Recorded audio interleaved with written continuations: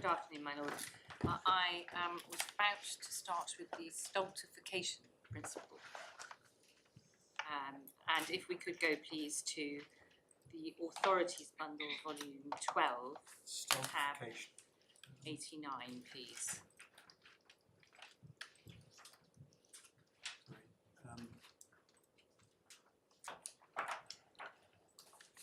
And that's page 5177, I think, of the soft copy.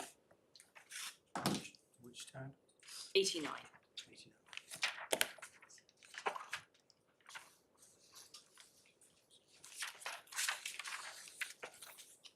And this is Chancellor. Yes, this is a Privy Council decision with Lord Burrows giving the leading judgment. And you can see from paragraph 1 that this was about the fact that the Minister of Works and Transport had commissioned some work from Trin Salvage in San Fernando Harbour. And actually, sorry, you see that really from paragraph 3. And the facts were that the government paid for some of the work but refused to pay for the rest. And the contracts were held to be ultra vires because the contract ought to have been awarded through an independent tender board. You can see that from paragraph 12 if you want to check that. The lower courts allowed Trin Salvage to recover for the value of the work through a quantum meruic claim in unjust enrichment. That's at paragraphs 10 and 11. And then the government appealed to the Privy Council. And the argument was that the unjust enrichment claim was inconsistent with the statutory tendering regime. And by a majority, the board dismissed the appeal. So those are the facts. We could go, please, to paragraph 21, which is on page 5187 of the hard copy and 5193 of the soft copy. Paragraph 21, please.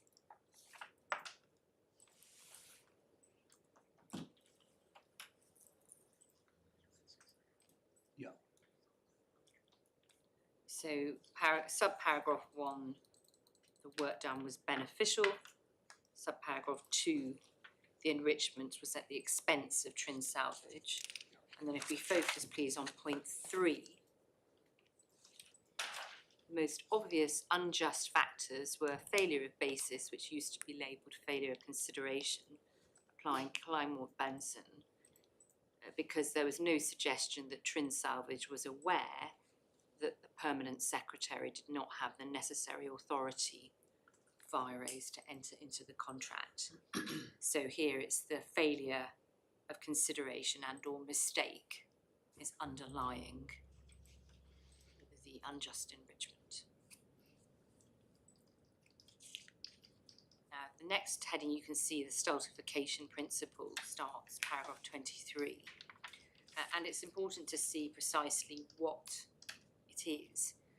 So it's not in dispute that in principle a claim in unjust enrichment will be defeated where it would stultify the relevant, I emphasise relevant, statutory policy.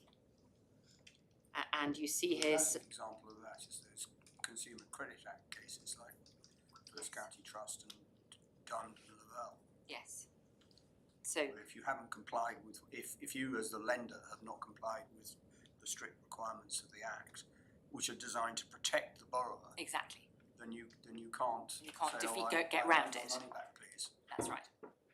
So, and that's what's key here. It's not doesn't just appear in any context. It's what the actual policy is, and you can see that the I'll come on to show you this, but the judgment of Lord Justice Akins and Haggerson is cited.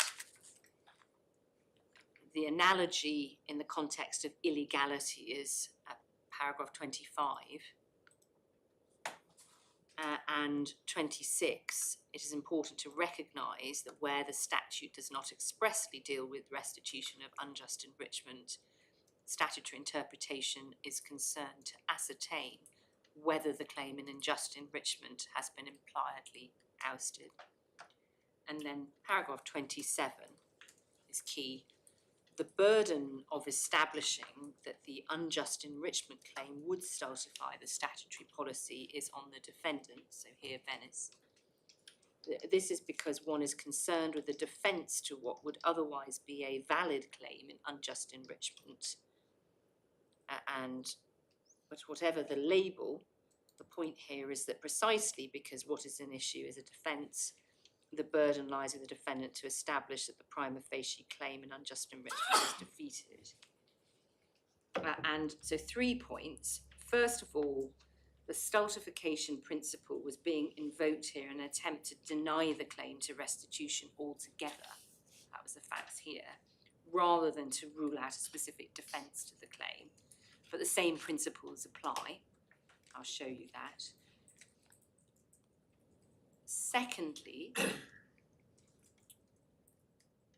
whether a claim or defence would stultify a particular statutory rule is a question of construction of the statute.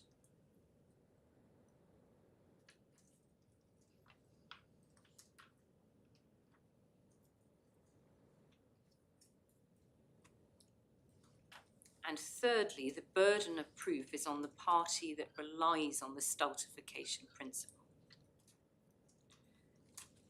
Now, the following paragraphs are Lord Burroughs analysing the nature of the unjust enrichment claim and considering the policy underlying that rule. And he reaches his conclusion at paragraph 41 that the government had fallen far short of proving that the claim would stultify a statutory policy. And then if you could also read, please, paragraph 44.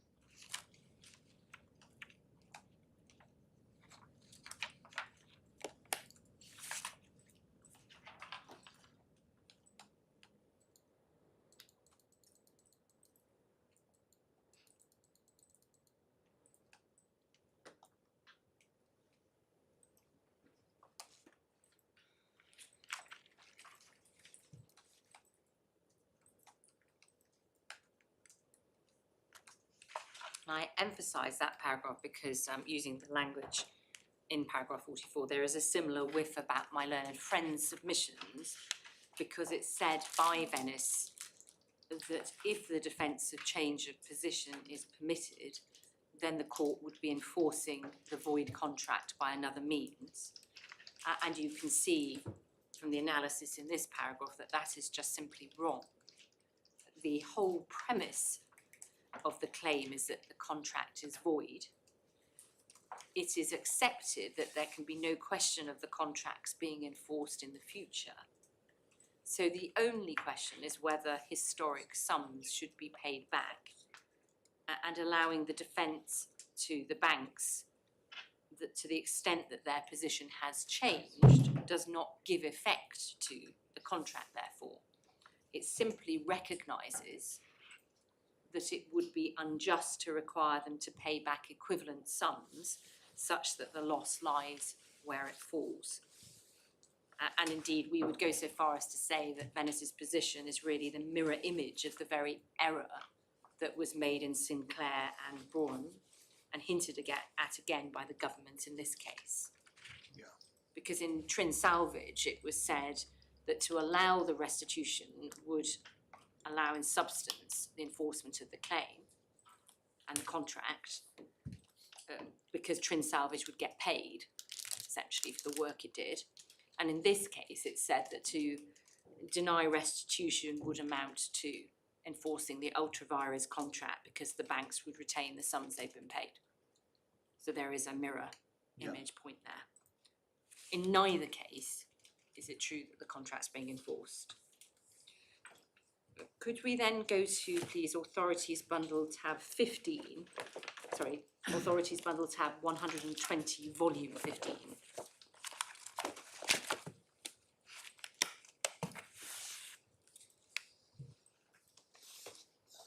And this is page 6164 of the soft copy and 6159 of the hard copy.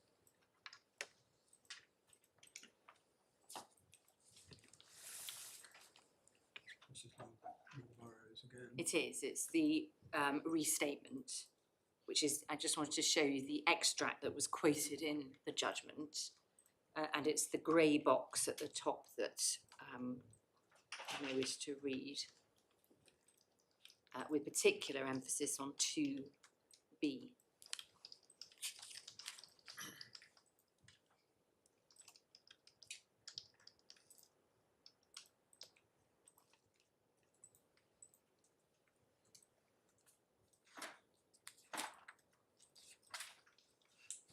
And 2B is the stultification principle.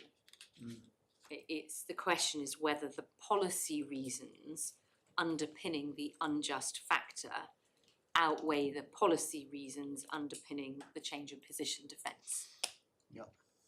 And the example given here is where the unjust factor is the unlawful obtaining of a benefit by a public authority, which is the Woolwich unjust factor I referred to before lunch.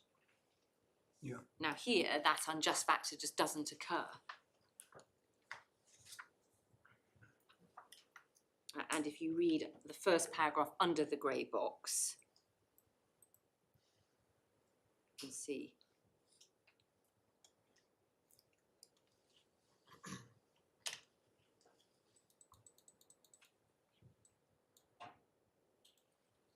although most commonly applied in relation to mistaken payments, it is a general defence to unjust enrichment that can apply to almost all unjust factors. And the authority cited for that is Haggersund, which was an ultra vires contract case. Yeah. Could I then show you, please, an authority in the authorities bundle at tab 70, volume 10.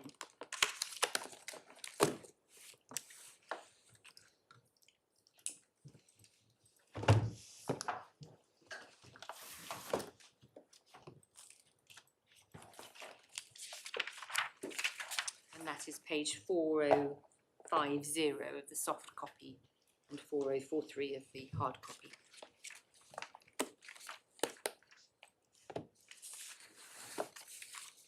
Conway. Exactly. So another Privy Council decision.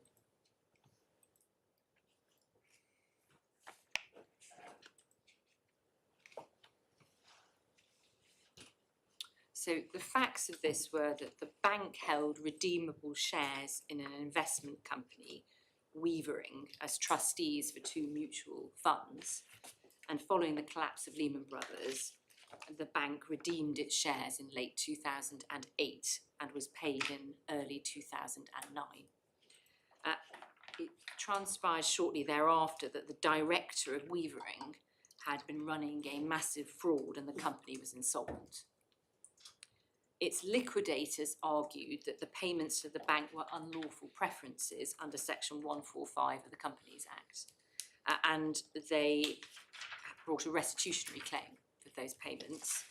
And the bank argued that even if the payments were preferences and a restitutionary payment claim could in principle lie, it was not enriched by the payment as it had received it as trustee, or alternatively it had a defence of change of position. And here, Lord Reed held that no defence of change of position was available because it would subvert the statutory policy of the preference rules to permit a preferred payee to rely on their change of position. And precisely as my Lord the Chancellor anticipated, he was relying on Dimmond and Lavelle.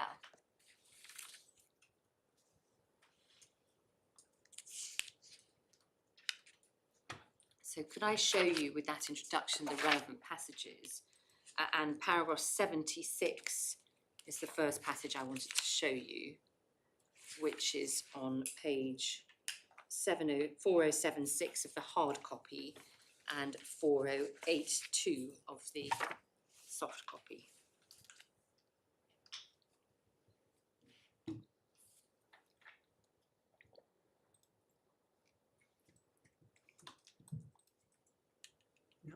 And the point here is that it was accepted that the right to restitution of an unlawful preference arose under the common law of unjust enrichment.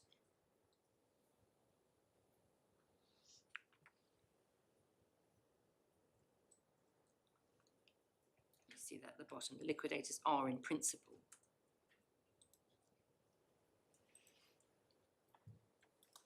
If we could then go over the page, please, to paragraph 80. There is an analysis of the policy underlying the reason for restitution, which may assist to read.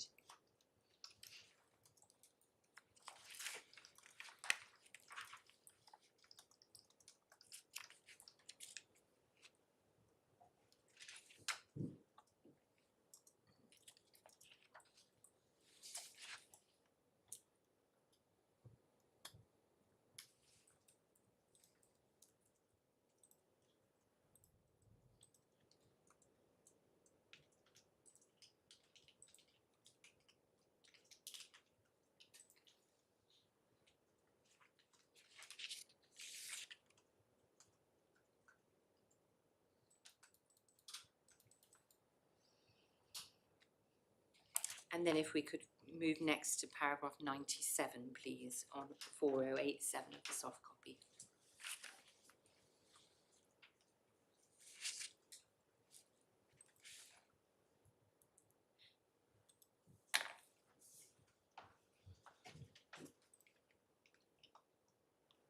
Paragraph 97, my lord. And in that paragraph, their lordships here consider the policy underpinning the change of position defence.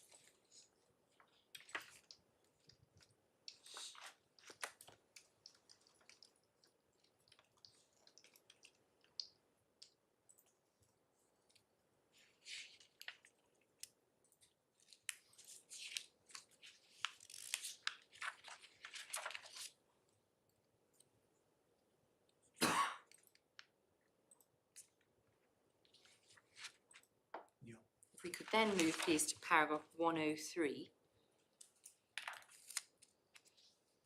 Just on 4089 of the soft copy.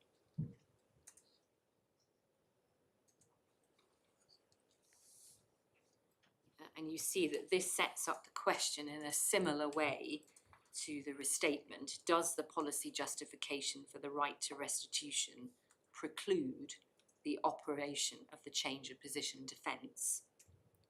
And the board here answers that question in the affirmative over the next few paragraphs.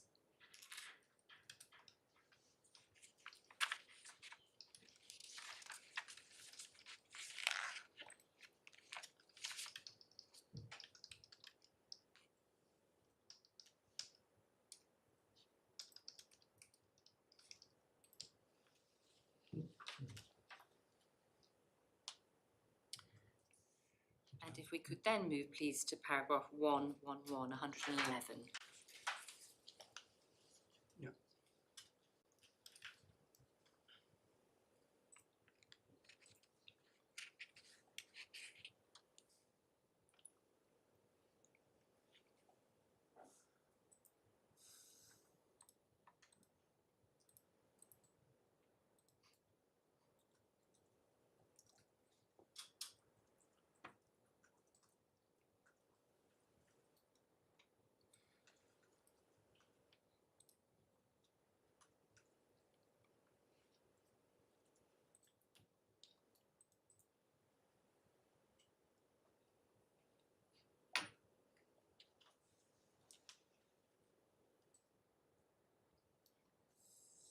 And there are 2 points about this passage, my lord. First, the key to the board's reasoning was the fact that the preference rules are intended to protect the creditors as a class, and so the creditors' interests as a whole override the particular interest of one of them.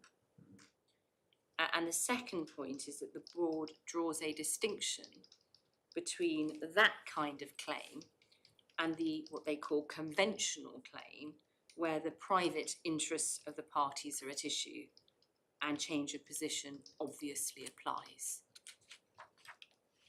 And in this case, of course, Venice has chosen to bring a private law claim in unjust enrichment relying on mistake of law.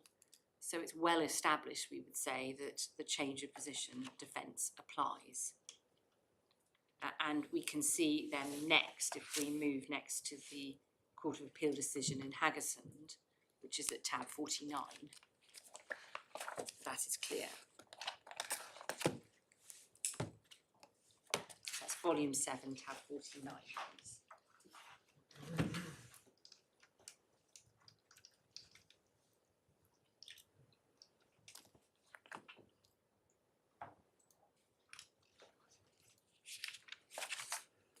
That's 2687 of the soft copy.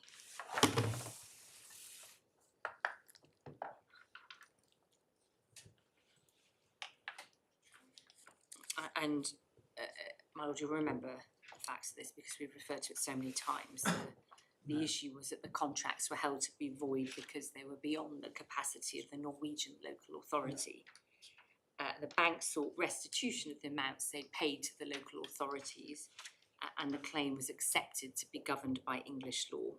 And you see that in paragraph 8.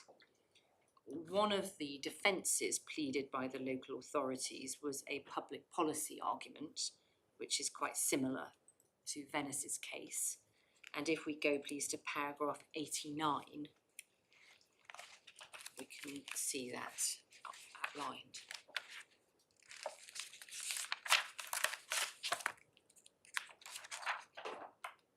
So that's 2720 of the soft copy.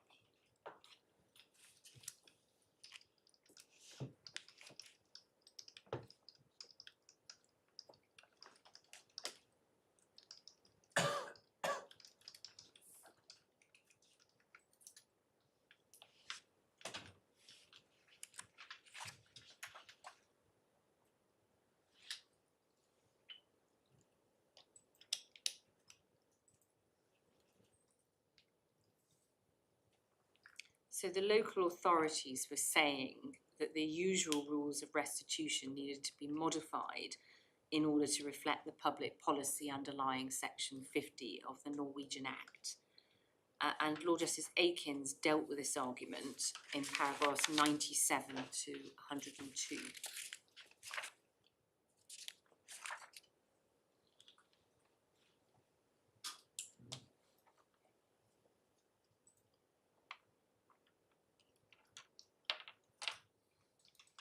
I'll let you read those paragraphs and then I'll make some points on them.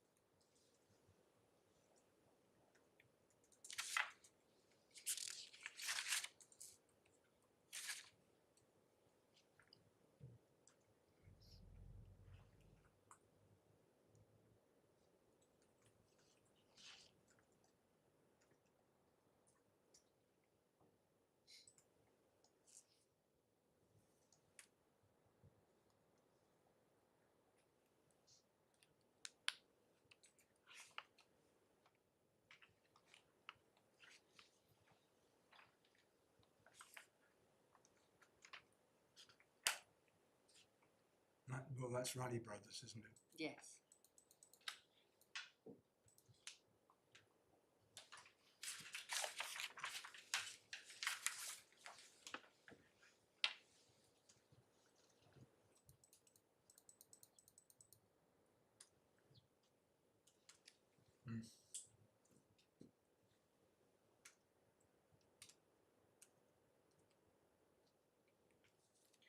So what your lordship will see is that there was a debate between the parties about how the stultification principle could apply, where the relevant statute was a foreign statute rather than an English one. And one view is that the foreign law should be disregarded because the consequences of a lack of validity are to be determined under English law. And the contrary view was that an English court would take into account the policy underlying the statute. You see that in paragraph 98. And then you see the judge reaching a view in paragraph 100. And then in 102, you see that there is, in my view, no evidence on which Tomlinson J could have made such a finding. Therefore, there is no factual basis on which Mr Milligan can mount an argument. Now, we're in exactly the same position here, because Venice made no attempt to lay the groundwork for a stultification argument at trial. A stultification point was not pleaded, and by definition, therefore, there was no expert evidence directed to the point. And there are no factual findings in the judgment which could support such an argument. And I said I'd show you this. The reason why not is because Venice actually conceded this below. So if I could just show you the closing submissions, please. It's in the supplemental bundle, volume 1, tab 5.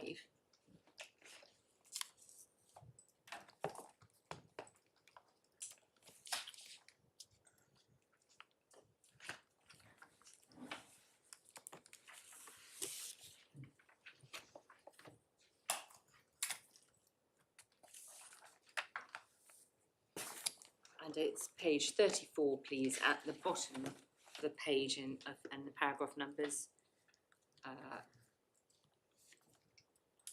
374 little a, but it's the second little a, you'll see what I mean, right at the bottom of the page.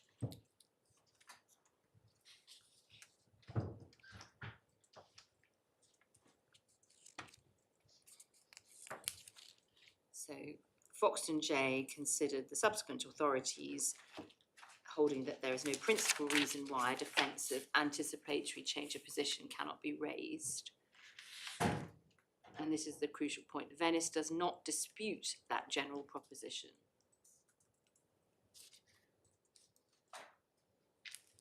Well, they go on to say it doesn't arise in relation to anticipatory change of position Involving back-to-back. Back-to-back hedging, but the reasons for that are entirely different.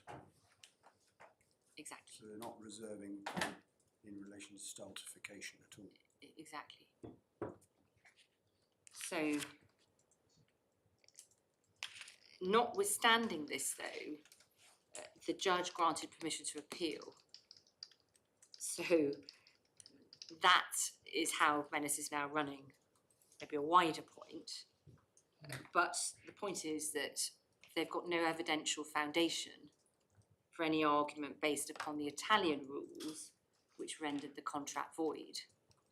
So hence the parallel with 102 with Haggersund. Well, that's exactly the point, isn't it? There's no evidence that the Italian public policy would preclude the defence of change of position. Exactly. I understood Mr Paul yesterday to accept He did. that entirely and to found his public policy simply on the fact that the contract is ultra vires. Exactly. Although I see, because I misheard your reference on Haggersund, I went to paragraph 87 by mistake, and I see that it says there that a restitutionary claim does not indirectly enforce an ultra vires contract. Indeed. Which is your case. Which is my next point. So you're ahead of me, my lord, on both points, because I was about to give you the reference that my learned friend Mr Paul accepted, as you say, yesterday, that he doesn't seek to rely on Italian law arguments in support of this ground of his appeal, and that was day 3, page 152 to 153 of the transcript. And I simply raise this to make sure that we're quite clear what the stultification principle is, because there was a lot of reference to it yesterday. And the point is that the change of position defence can be disapplied where the stultification principle is engaged, it isn't very straightforward to work out how that principle should apply where a contract has been invalidated by reason of a foreign law. But in the present case, you don't even get to the debate, because just as in Haggersund, there is no evidential foundation in the judgment for that argument. So that's why, and the importance of that point was A, to put stultification to one side, but secondly, to show why my learned friend is driven to almost present his stultification point as an argument based on English law. And there are two steps to his argument. First of all, he says, there is an English law public policy called the ultra vires policy, whereby English law will not give, quote, substantial effect to an ultra vires contract. And that is in Venice's skeleton at paragraph 64. And then secondly, it is said that a change of position defence would stultify this English rule of public policy because it would amount to giving substantial effect to an ultra vires contract, and that's paragraph 75 of his skeleton. So, and I think this is simply... Well, that's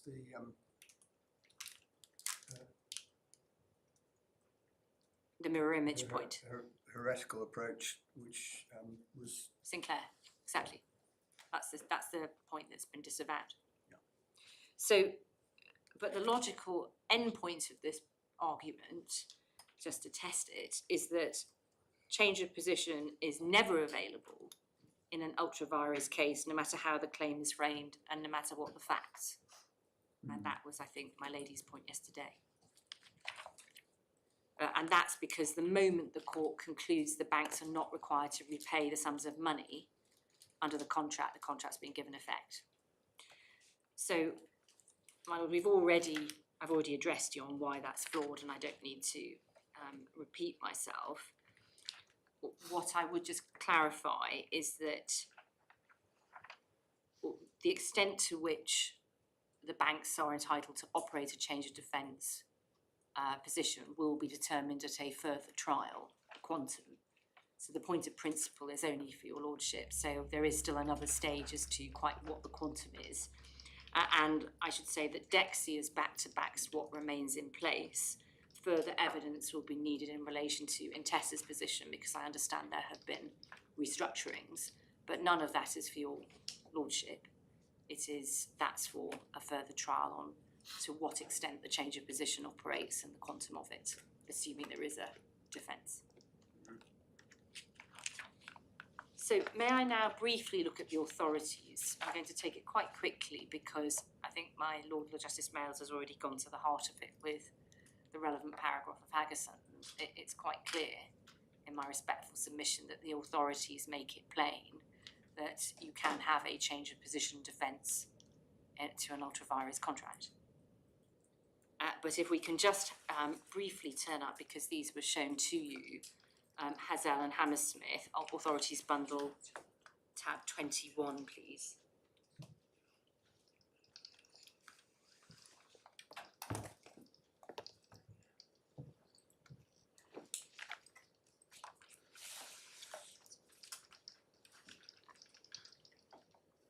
And of course, this was the seminal case in which swaps were held to be ultra vires for local government authorities. The passage I would like to show you is it's page 652 of the hard copy and 658 of the soft copy. Internal report, page 36, and it's paragraph C to E.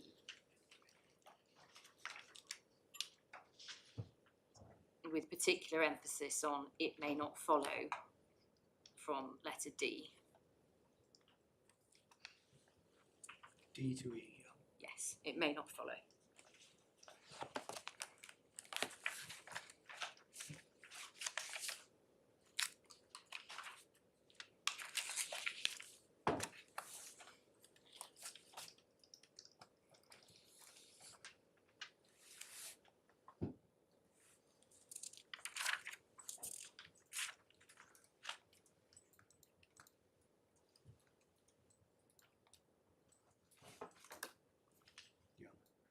So the short point is that Lord Templeman did not envisage that there would be a rule of law which required the payments to be returned so as to avoid enforcing the ultra vires contracts. The consequences of invalidity, he said, may depend on the facts of each case. We then go to Kleinwort Benson, which is in the authorities bundle at tab 31, please.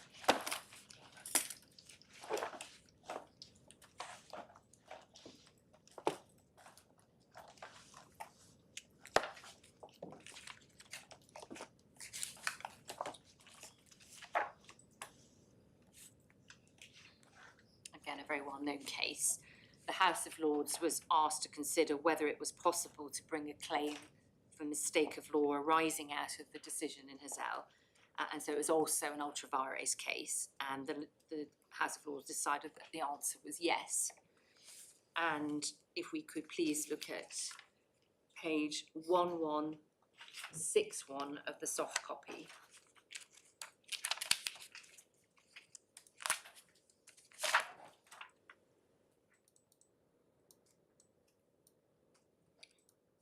Under the heading rejection of the mistake of law rule in the common law world, which is around letter G. Yeah. This is Lord Gough's speech. And there's no suggestion here that the defence would be ruled out in all of the ultra vires cases. Sorry, which paragraph? It's from letter G, the bottom of the page, rejection of the mistake of law rule in the common world. It's 372 of the internal report. I think it should be 1161. 372.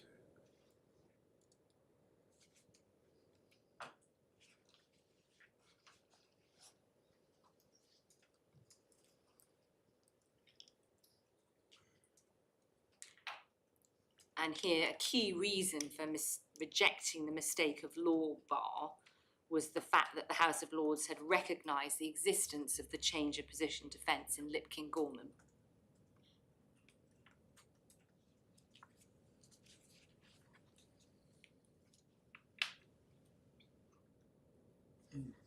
And then if we could go please to 1171 of the bundle, which is in the report numbering 8382.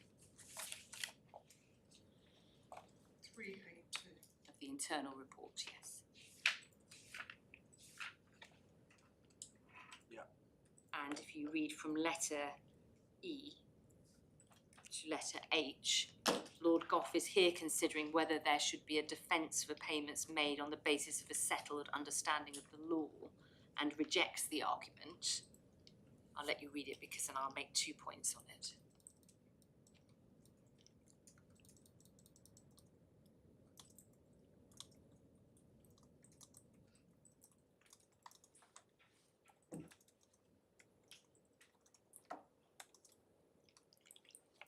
Yeah.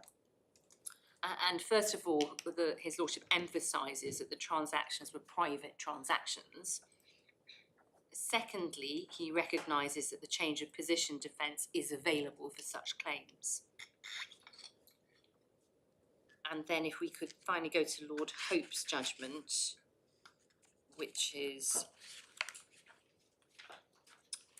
the internal pages of the report 412.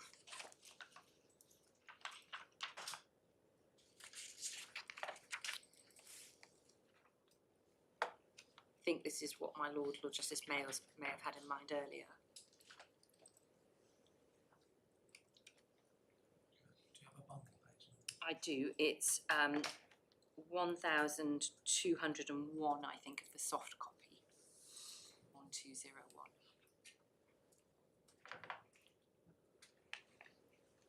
Yeah.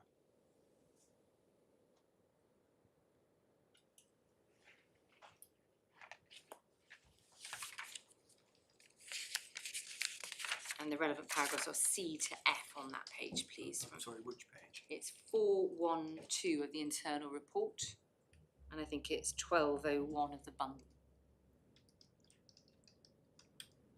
And it starts with the heading, the defences.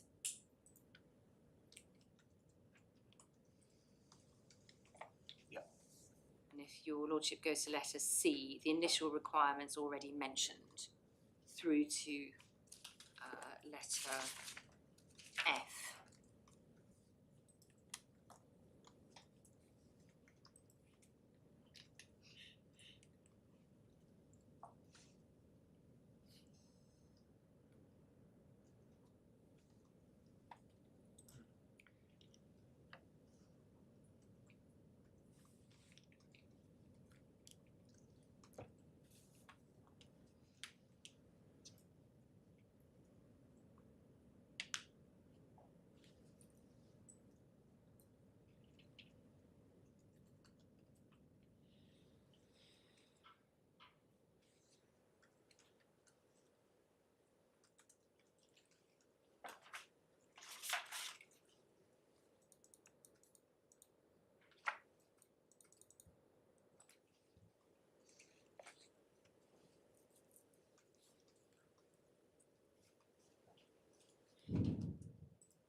So there are 3 points. The change of position defence is described as being generally available, quote, generally available. Secondly, it is said to be applicable to a mistake of law. And thirdly, there is no suggestion that allowing a change of position defence would be impermissible because it would amount to enforcing the void contract. And if you could please then go to page 1206 of the bundle, and it's 417 of the report.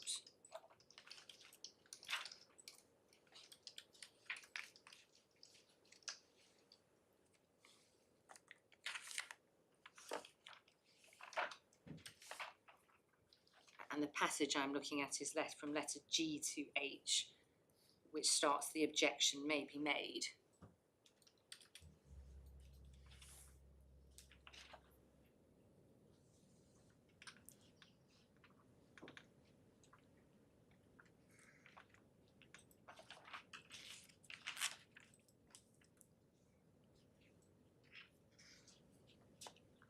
And this is the point that I had in mind when I was answering Lord Justice Mayall's question earlier, that Lord Hope acknowledges that section 32(1)(c) may come into play for mistakes of law, but is comforted by the fact that change of position will be available.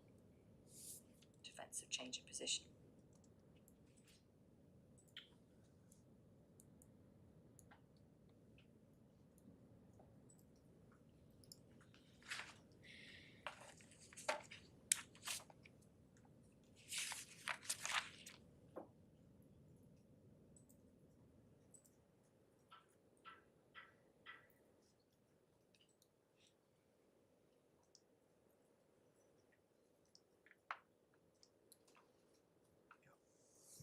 So, my lord, the first instance authorities which followed from Hassel were referred to by my own friends, but they don't assist his position. And if I could, I don't need to turn them up unless your lordship wishes to see them again.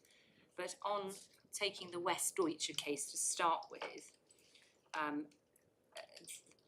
the judge, Mr Justice Hobhouse, was not saying in that case that a change of position was automatically ruled out because the contract was ultra vires. It was decided on the facts of that case. And the relevant reference, if your lordship wants it, is page 962D to E in tab 26. And that will be in the soft copy 968. And the points were on that case that the defence didn't run because Islington had no claim against Westdeutsche. Mr Justice Hobhouse took a timing point. This was where the timing point came in about the no change of position since receipt of the sums. But as Mr Justice Foxton observed below, that is no longer good law following Dextra versus Bank of Jamaica, because it's established now that there can be a change of position before receipt of the relevant enrichment. So the points relied on by my learned friend really take him nowhere, because it simply is a case on its own facts. and there was no rule laid down that hedging swaps have to be wholly independent or aren't wholly independent. So Westdeutsche doesn't assist him. Similarly, Svenka doesn't assist him because, again, Mr Justice Clark was not saying that a change of position defence could never be available if the contract was ultra vires. So, my lord, can I then take you to the decision in the schools case, which is in the authorities bundle at tab 72, please?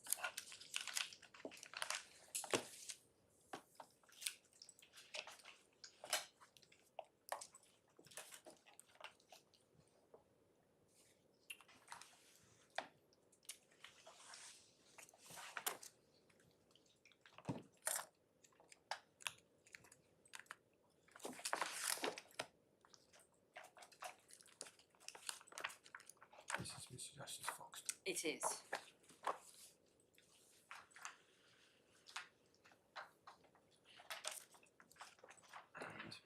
So just to summarise, my lord, the facts, the school entered into a hire contract for the construction and hire of a modular building to use as a sixth form. You see that in paragraph 1 of the judgment. The judge found that the contract was ultra vires because the hire contract was a finance lease and the school couldn't borrow without the Secretary of Education's consent, and that hadn't been sought or obtained. And the reference for that is paragraph 250 of the judgment. The school sued in unjust enrichment for the return of the hire instalments, and the hire company counterclaimed for the value and the use of the modular building. And you see that at paragraphs 403 and 441 to 2 of the judgment. And then the hire company pleaded a change of position defence based on the construction cost of the building. And that starts at paragraph 466 of the judgment.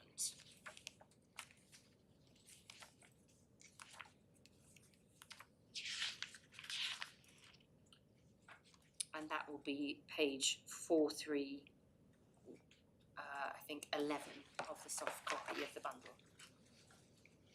And it's 2031 of the report.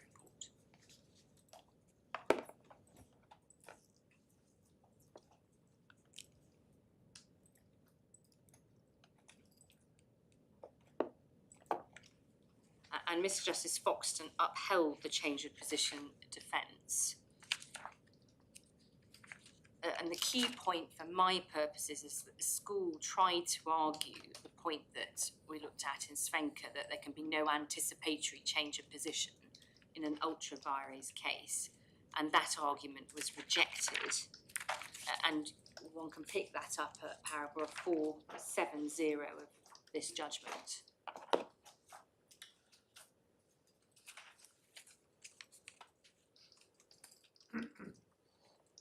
You see the argument is identified in the first sentence. And then if you move, my lord, to paragraph 471, this is the reference to the Dextra decision.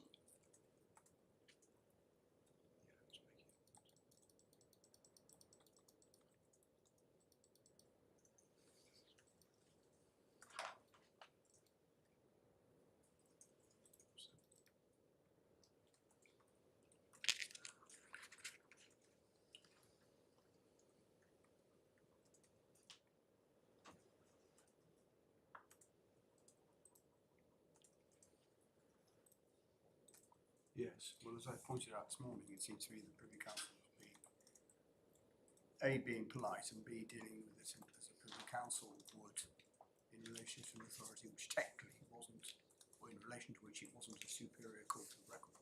Exactly. So they The confined. Supreme Court might very well have said that it was just wrongly decided. Exactly. It was confined to its, as you say, exceptional facts. And it wasn't even clear what those exceptional facts were. No.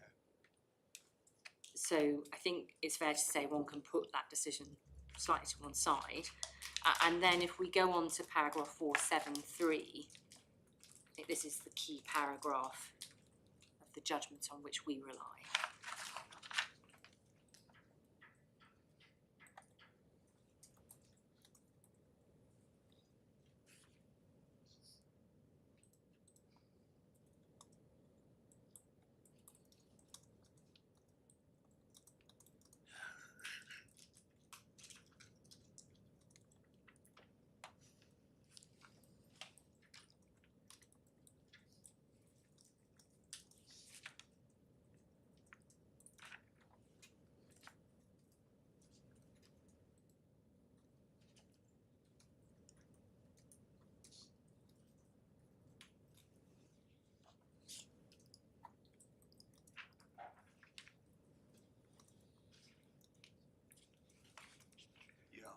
So the judge notes that there are cases which have allowed such a defence in ultra vires, related to ultra vires contracts. And critically, he makes the point that a change of position defence doesn't involve holding the local authority to that ultra vires contract. It involves looking at whether the defendant's circumstances have changed such that it would be unjust to require them to make restitution. And that's why, my lord, my learned friend's reliance on cases which were concerned with estoppel or breach of contract go nowhere. No, absolutely. Well, that passage is effectively negativing that as assuming we were to reach the same conclusion. Exactly. That is a complete answer to the estoppel. It is. And we would suggest the reasoning in there is entirely sound and consistent with the authorities that I have been showing you. And if we could then move on to paragraph 474, you see that the college didn't in fact run the extreme argument that Venice is pursuing in the appeal described in the prior paragraph. They ran a lower version of it, if I can put it that way. And if you could read, please, from 474 to 478, you'll see the explanation comprehensively, I'd suggest, of the flaw in Svenka.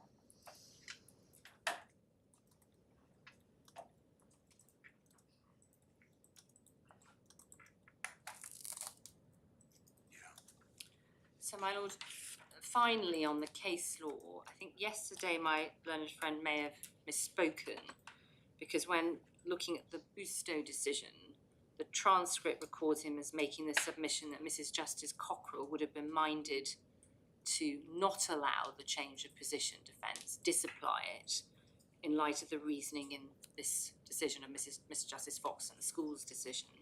That was at day 3, page 131, lines 1 to 7. But in fact, Mrs. Justice Cockrell said the opposite in paragraph 414 and 5 of Busto. The judge says, for present purposes, I can briefly indicate that in the light of Foxton J's recent decision in school facility, where the academic criticisms of those cases are carefully considered, and by that she means Westdeutscher and Svenka, and other cases where the defence of change of position was also upheld, was also examined, I would not have been minded to follow these judgments. don't know if you want to look at it, but I think it's quite clear that she's saying she would not have been minded to follow Westdeutsche and Svenka in light of the school facility judgment. So that brings me then, my lord, to the case for the court on this appeal. And could we go please to the judgment at paragraph 405.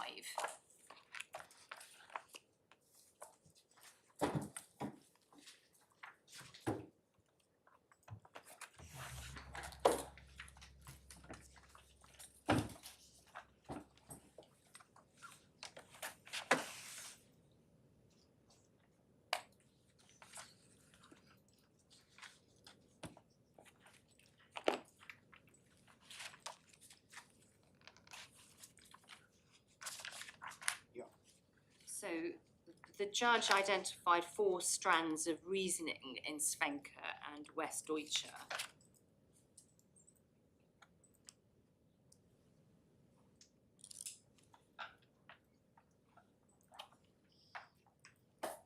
And then in 406 he deals with the timing point as a matter of general principle. And again refers to the Privy Council's decision in Dextra.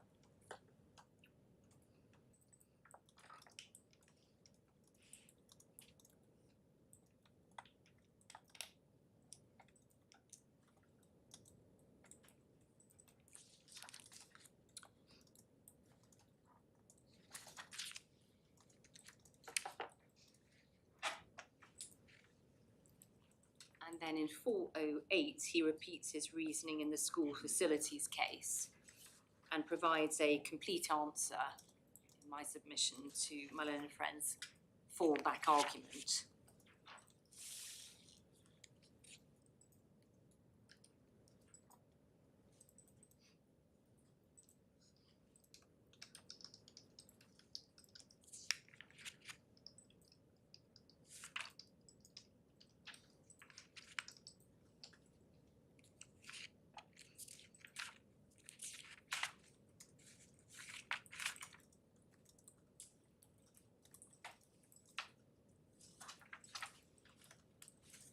And then in paragraphs 409 to 413, the judge deals with the wholly independent point, which is the second limb of my learned friend's appeal. But I'll just show you that now, so I don't need to go back to the judgment when I deal with it. And of course, you see what we've already looked at in 413, the judge describing this as a paradigm case.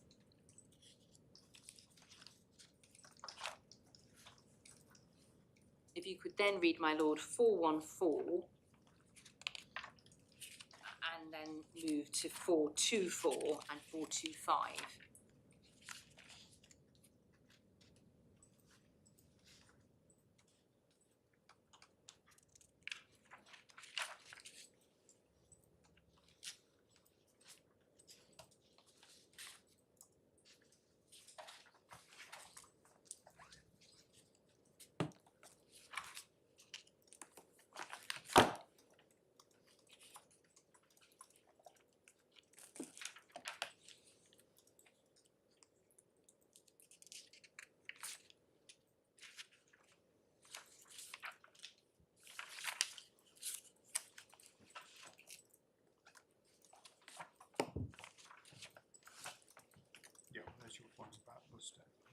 Exactly.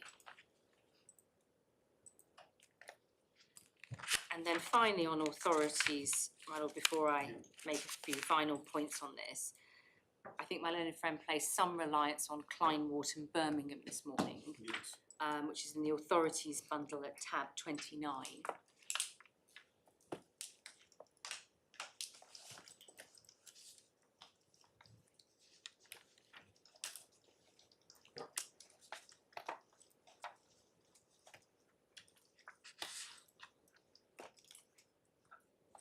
And the case concerned another ultra vires swap, and the issue is whether the passing on defence applied to a claim in restitution. And of course, the court will know that the passing on defence is concerned with a situation where the claimant, not the defendant, has passed on its loss. So the question then arises, can they nevertheless recover an unjust enrichment? And in this case, the Court of Appeal said no. But there are 4 points to make on this authority. The first is that this was not about change of position. And specifically, I think you were shown a passage of Lord Justice Morris, but in fact, Lord Justice Evans and Lord Justice Saville expressly reserved their position on whether change of position would have been available. I'm not sure we were shown that this morning. It's at page 393 of the internal report.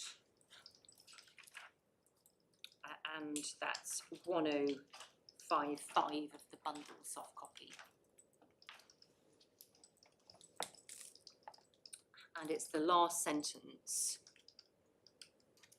and going over the page. If it was necessary to have regard to the status of the change of position defence, which in my judgment it is not, I would agree with Mr Underhill's submission that the existing authorities, including Svenka, do not establish a clear rule that no such defence can be raised. The Svenka case in particular turned on special facts. Again, we see that. And similarly, Lord Justice Saville at the bottom of the same page, letter H.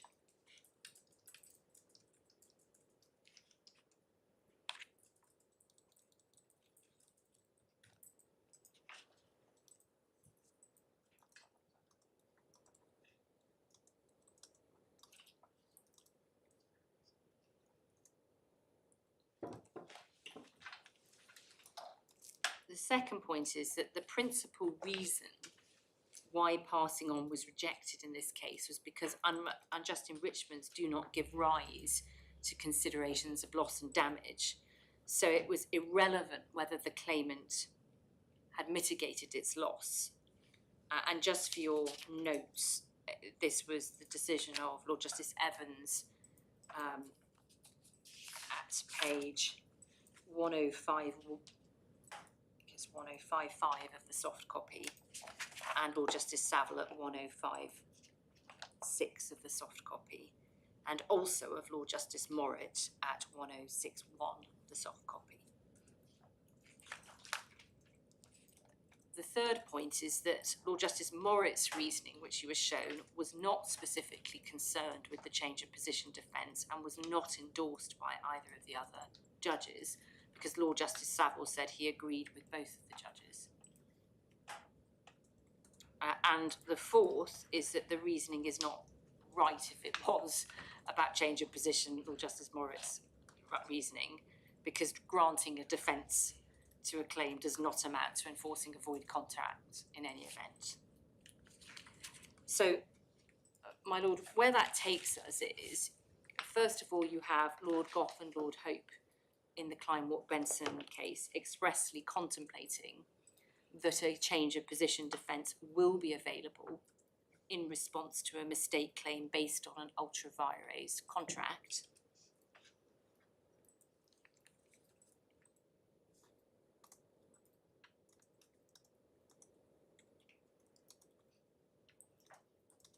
Secondly, Svenka and Westdeutsche do not stand for the proposition that a change of position is never available in such a case.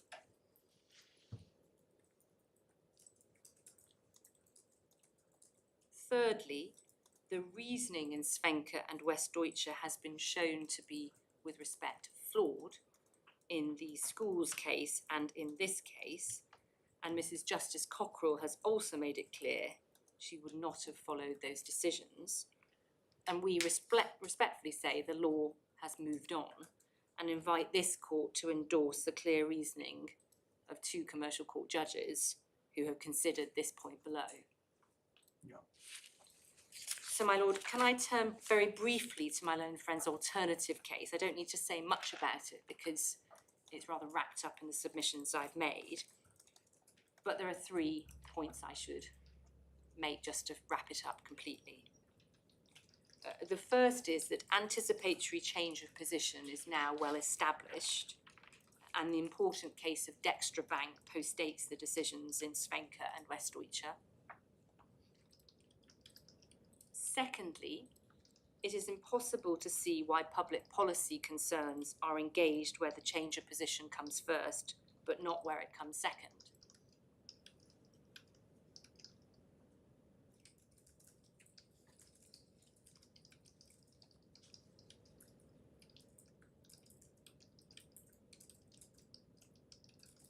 And thirdly, a plea of anticipatory reliance requires the defendant to plead that they believe the contract to be valid and that this caused them to change their position. But that does not involve impermissible reliance on the validity of the contract, nor does it involve enforcing the contract. It simply requires the defendant to prove their belief, which is an objective fact.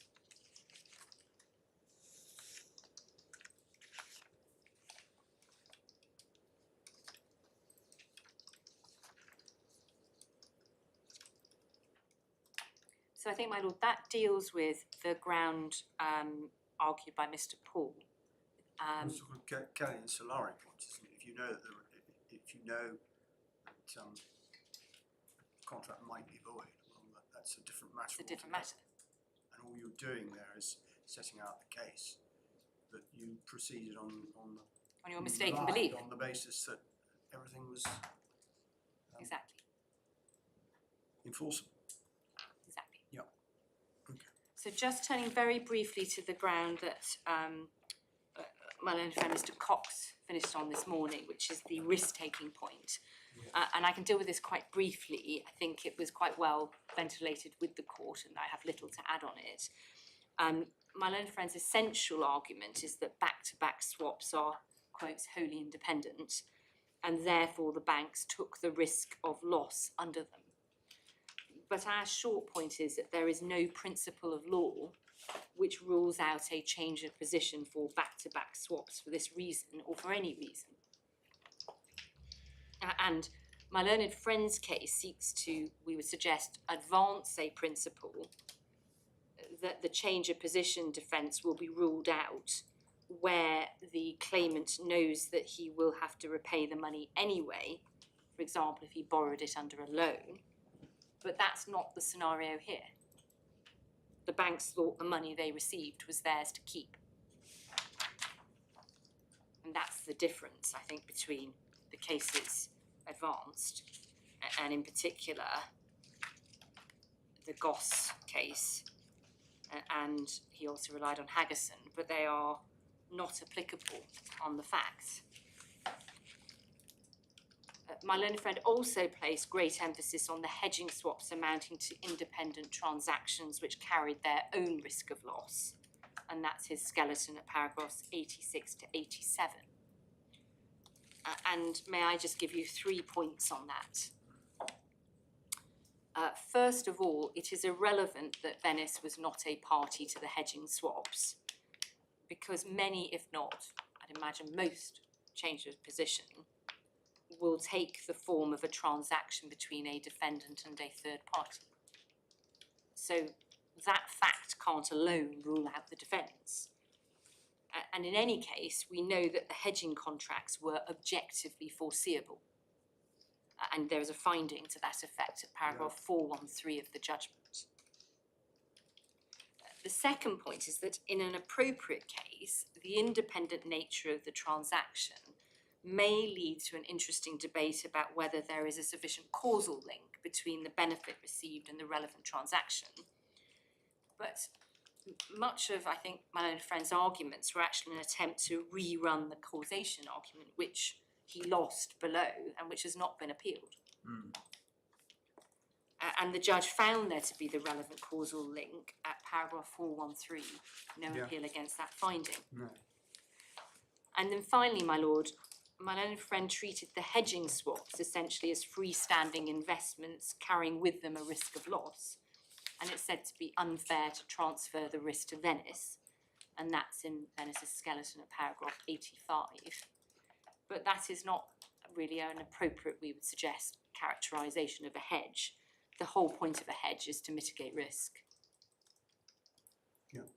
So, my lord, those are our submissions, unless I can be of any further assistance. Thank you very much,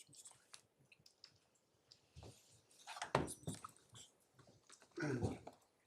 My Lord, I rise just to reply very briefly to some of the points made today.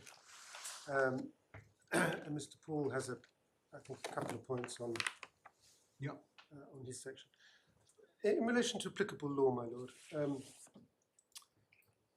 the first point is that Millen and Friends submitted that we had not argued strongly that there were connecting factors with Italy. My Lord, I referred in the course of my arguments to my skeleton at paragraphs 48 to 50, which summarised the connecting factors with Italy. If I could just briefly refer you back to those, 48 to 50 in our skeleton on this topic. And your Lordships may remember 48 identified the mandate. This was the contractual context in which the swaps came into existence, governed by Italian law. Yeah. The remodulation of the overlying derivatives was part of the project. And the paragraph 50 is the third point, which your Lordships may remember is the regulatory context. Yeah. And this, if you like, was the non-contractual context in which the swaps came into being. So the banks were subject to Italian law regulation, and that was seen as being significant enough by the parties to record it actually in the swap confirmations itself. So you've got the contract and the non-contractual relations are all governed by Italian law. And then the 49 is the third, it's the second here, but it's the third I'm referring to. And it's the other sort of physical, if you like, aspects of the relation. In particular, the place of the unjust enrichment. So those were the points, and in my submission, they are a formidable set of connecting factors of this transaction with Italy. The second point I wanted to respond to, if I may, is Millen and Friend says it's unreal to say that the judge didn't take into account those points or points like them, indeed any points connecting the case with Italy. And I know your Lordships have reviewed with care the relevant provision, section of the judgment. Can I just show you this again? It's 386 to 392 of the judgment. And with, in particular, paragraph 390, which is where he sets out his reasons for deciding closest to most real connection. And my Lords, just 2 points on this. Point of Millen and Friend. The first is that when one does review the subpoints in Roman 390, Roman 1 to 6, it is our submission that these points, when fairly read, are in the nature of points why it is said that putative law is relevant and significant. So in particular in sub 3, the points are sufficient to show that the party's putative choice of English law is still legally significant. So they're in the nature of points in our submission that argue, and we accept this, that those points are to be taken into account and are relevant and significant. But that's not, with great respect, the question that had to be decided. The question was how the connecting factors in this case were to be evaluated.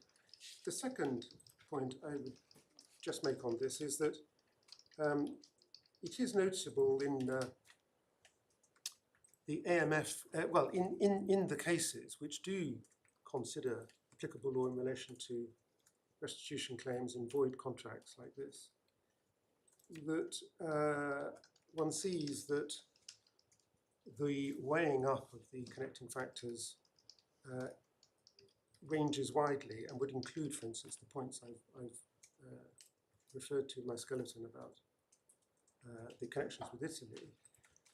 Your Lordship saw the AMF case this morning. Milena Friend referred you to it, 24, tab 24, page 566 for your note, where the exercise of the judge there was to consider all the connecting factors of the sort that I have mentioned. And I referred you tab 28, page 597 to the same case in the Court of Appeal. The same thing was done. And that stands in contrast, in my very respectful submission, with paragraph 390. The third point is that Milena Friend said that we were wrong to say that there is no judicial support for the dicey rule at 2 sub A. The point that we made was that various of the cases and the judges in the cases, and I referred to these, had said there was no judicial support for the proposition that that sub-rule was to be applied rigidly. And so that was our point, not that there was no judicial support, that putative law was a factor. So I just draw that distinction. The fourth and final point on this is that Milena Friend, on her feet in the course of discussion with the court, I think I understood, submitted in the end, that the right approach is that the default rule in this area of deciding the applicable law in relation to restitution claims and void contracts is putative law unless exceptional circumstances. Your Lordship's heard me on that already, but I would just remind the court that in her skeleton at paragraph 40, the point was put much less strongly. It was said that the putative law is of significant weight and not that it's in some sense a default rule subject to exceptions. My Lords, that's all I wanted to say about that. I had no further points in relation to the risk-taking, and I think Milena Friend will now address you, with your leave, on stultification. Okay. My Lords, 2 very brief points on stultification. Before I turn to those, may I just respond in relation to Buste? I'm very sorry if I conveyed the impression that we were relying on Buste. I'm not sure, don't worry about that. We Yes. didn't, if that is what you said, and I haven't checked. Certainly wasn't my intention. Certainly not what I thought you were saying. No. And it's perfectly clear what Mrs. Justice Cockrell said, so Yes. don't feel you've misled the court because you haven't. Thank you, my Lord. So, first point on stultification. A question was raised by my learned friend submissions earlier today about, if I can put it this way, at what level of the analysis the stultification question comes into play. So in other words, whether one applies the stultification principle to the unjust factor, such as mistake of law, failure of basis, or whether one applies the stultification principle at potentially a higher level or a prior level, looking at the background to the mistake of law, failure of basis. I just wanted to draw your attention to draw your Lordship's attention to the fact that there is some consideration of this by Mr Justice Henderson in the FII judgment, which we looked at yesterday in 2014. I don't propose to take your Lordships to this, but if I could just give your Lordships the references. That is from paragraph 316 to 340 of his judgment, which is at tab 58. Starting at page 3368 of the authorities bundle. And Mr Justice Henderson in that context was considering whether his conclusion that a defence of change of position doesn't arise in relation to Woolwich claims would also apply to mistake-based claims in relation to tax. And at paragraphs 339 to 340, after setting out in some detail the arguments on both sides, he declined to decide the issue because he ruled as a matter of res judicata. He'd already decided it in his 2008 judgment. However, he did describe the issue as ripe for appellate review and one of some difficulty and importance. Yeah, okay. And then the Court of Appeal also declined to decide the same point. In the Court of Appeal's judgment, your lordships will find at tab 63, page 3696, the authorities bundle. As I say, I don't rely on that. I just wanted to make your lordships aware of it because you may be asked to draw together some of these threads in your judgment. Second point, my lords, was about Italian public policy.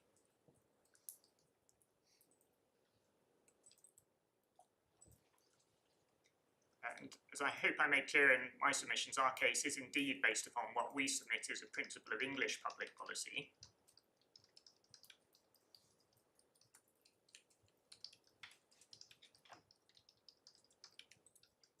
But at times in my learned friend's submissions, she appeared to be submitting that the stultification principle shouldn't arise because we bear a burden of demonstrating that Italian public policy would support our submission. The short answer to that we submit is that for the purposes of these proceedings, insofar as it is relevant, the court can proceed on the basis that Italian public policy is consistent with our submission. And the reason for that is because it was common ground below that if Italian law applied to the restitution claim, there would be no defence of change of position. And in light of that common ground, we Well, I don't see how that follows at all. Because Italian law doesn't know the law of restitution as we know it. And the issue is whether there's an issue, whether there is a principle of Italian public policy akin to the doctrine of ultra vires. Effectively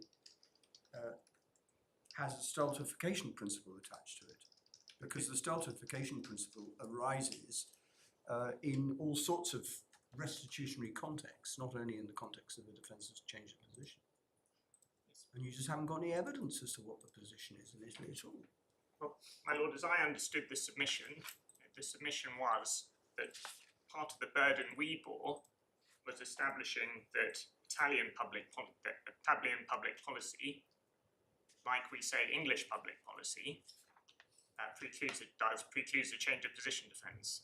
And we say in circumstances where the experts agreed below that as a matter of Italian law, if it applied, Venice would be entitled to recover these payments. We submit it's very difficult to see how there could be some countervailing principle of Italian public policy. Otherwise, that would have been relied on by my learned friends in opposition to our restitutionary claim under Italian law.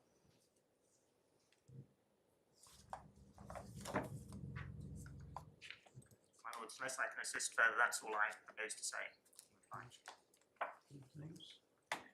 Thank you very much, Mr. Paul. Right. Well, we're very grateful to all the parties and